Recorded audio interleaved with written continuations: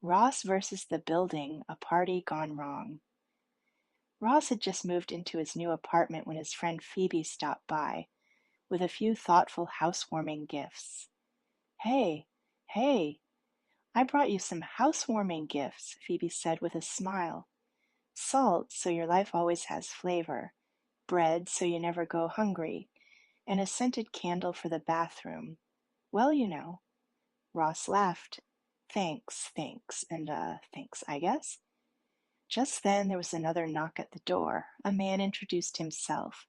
Hi, I'm Steve Sierra, president of the Tenants Committee. Ross shook his hand. Ross Geller, and this is my friend Phoebe. Steve smiled politely before getting to the point.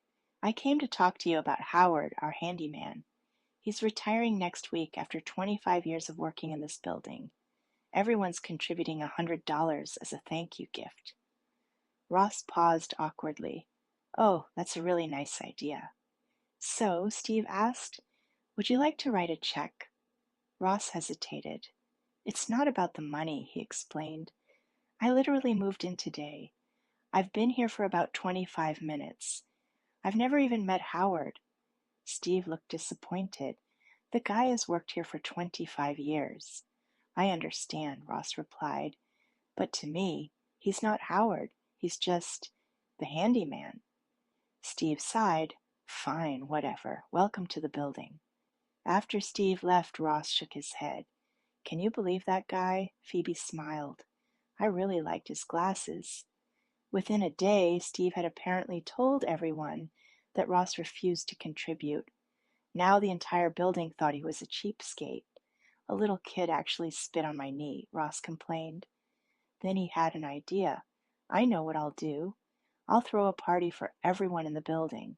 I'll invite all of them over, explain that I'm not cheap, and show them I'm actually a good guy, a man with principles.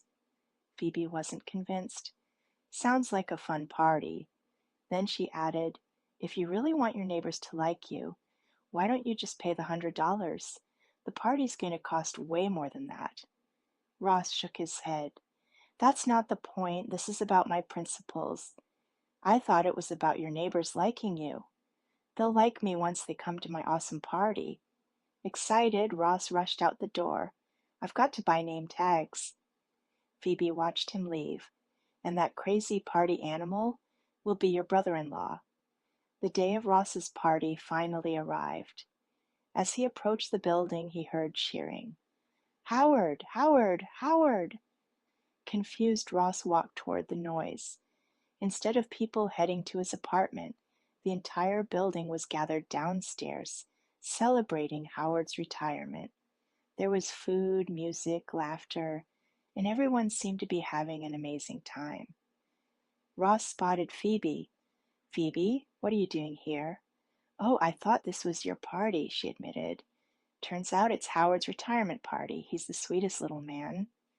As she walked away, she smiled. Oh, and thanks for chipping in. Ross froze. You donated? Yeah, Phoebe said casually. $100. Ross couldn't believe it.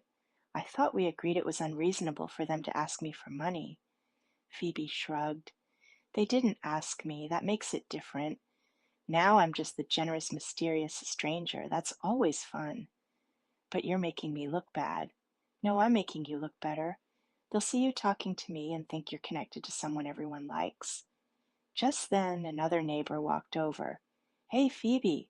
Hey. The neighbor glanced at Ross. You know, maybe you and Ross should switch apartments. Phoebe seems much more like our kind of neighbor. Ross sighed. Yeah, okay, my bad.